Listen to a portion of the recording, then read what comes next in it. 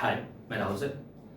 27 सितंबर को सुबह 10:15 बजे के बैच में जो आपको हम टेस्ट पेपर दिए थे, जो मंडे टू फ्राइडे क्लास चलती है, उनमें से जो भी आपको पढ़ाया जाता है उसका टेस्ट लिया जाता है। तो जो टेस्ट पेपर आपको हम दिए थे उसका सॉल्यूशन मैं प्रोवाइड कर रहा हूँ 10:15 बजे बैच के लिए।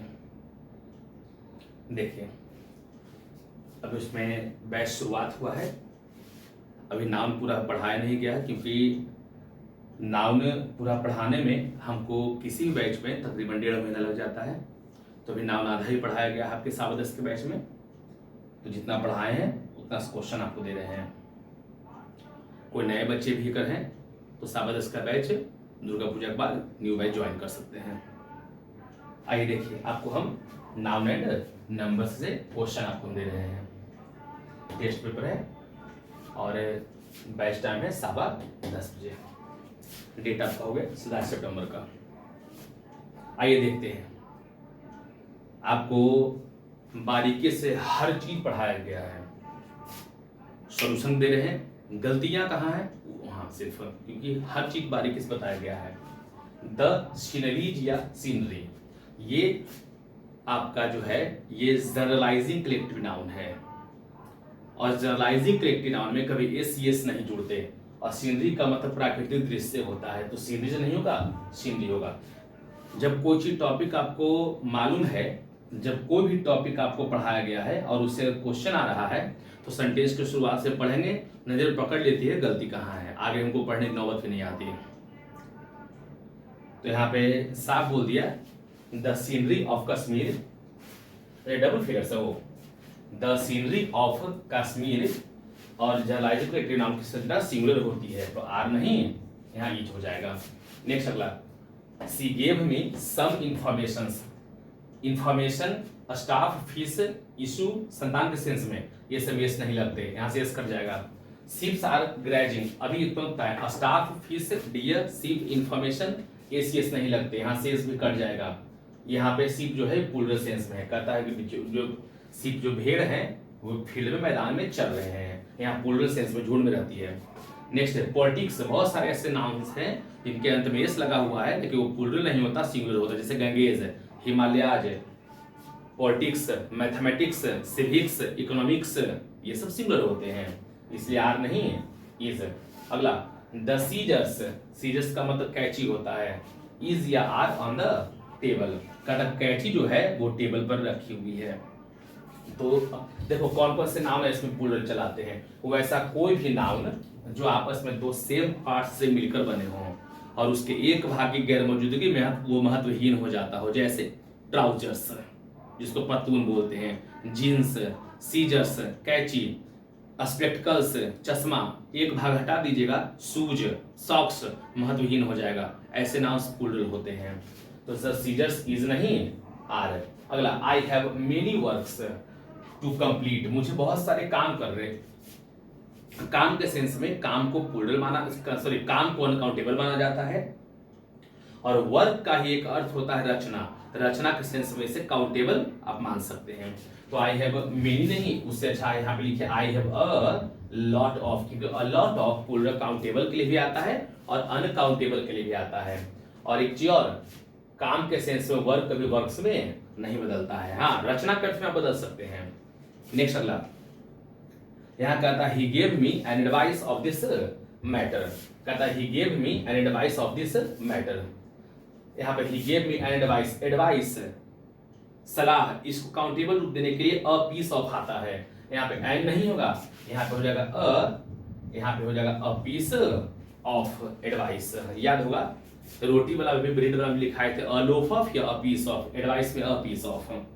नेक्स्ट अगला, the furniture in this room are very costly, the furniture in this room are very costly, furniture generalized collective noun है, आर नहीं होगा, यहाँ पर इज हो जाएगा। Next 10 miles are a long distance, क्या लिखा, अ लॉन्ग डिस्टेंस, मतलब एक बार में 10 मील को मापा गया है, एक बार में अ बोला है, अ बोला तो आगे 10 miles लिखने से कोई फर्क नहीं पड़ेगा, यहाँ पर इज ही आएगा।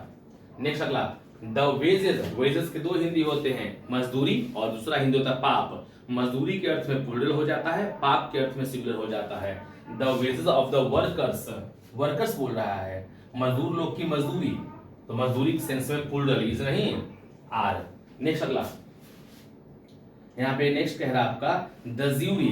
देखिए ज्यूरी न्यायपीठ, पार्लियामेंट संसद, कमिटी समिति, ये सभी ऐसे नाउंस है जिनके अंदर बैठे मेंबर्स लोग हो सकता है किसी मुद्दे को लेकर एक मत हो, या हो सकता है किसी मुद्दे को लेकर मतभेद भी हो जाए। तो ऐसे चीजों में इसको कहते हैं डिस्ट्रीब्यूटिव कलेक्टिव नाउन। और जब किसी चीज को लेकर एक मत हो तो संरचना सिंगुलर और मतभेद हो तो प्लूरल। तो the jury was ever divided their opinions, divided बोल दिया, मतभेद हो गया, वाज नहीं were. The jury was ever anonymous, एक मत, संरचना सिंगुलर, तो वाज यहाँ पे हो जाएगा वाज। नेक्स्ट में अगला देखिएगा, one of the problems, one of के बाद हमेशा प्लूरल काउंटेबल नाउन आता है, वन ऑफ द प्रॉब्लम नहीं, वन ऑफ द प्रॉब्लम्स हो जाएगा। अब देखिएगा नेक्स्ट में अगला क्या कह रहा है आपका, यहाँ पे नेक्स्ट बोल रहा है आपका all the girls students of the college are advised, college के सभी छात्राओं को यह सलाह दिया गया है to sit in the girls common room, girls common room जो है उसमें बैठा है।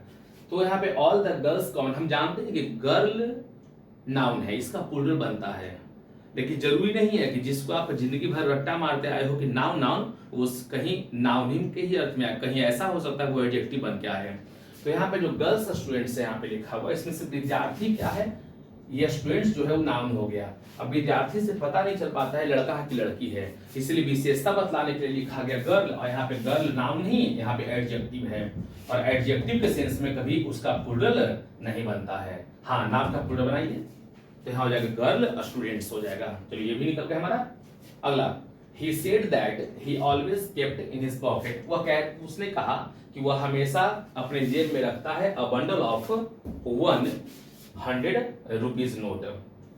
यहाँ कहता है उसने कहा कि वह हमेशा अपनी जेब में एक बंडल रखता है जो 100 रुपये का एक बंडल होता है। तो यहाँ पे क्या बोला, 1 नंबर, 100 नंबर, रुपी मेजरमेंट, और note measured. Number plus measurement plus measured आपको पढ़ाया हुआ है। तो यहाँ पे जो मेजरमेंट कौन हो गया, रुपीज, तो यहाँ पे रुपीज नहीं होगा, रुपी होगा, और जो मेजर्ड है वो पहला नंबर के आधार पे काम करता है, पहला नंबर 1 है, इसीलिए नोट्स नहीं यहाँ होगा, यहाँ हो जाएगा नोट, यहाँ होगा 100 रुपी नोट का एक बंडल। नेक्स्ट अगला, he gave me 2 important informations, 2 important informations, सब साफ पकड़ा रहा है, गलत है। Next, the class teacher gave him a homework, work कार्य के क्षेत्र में अनकाउंटेबल, इसीलिए अनकाउंटेबल में आर्टिकल नहीं आते।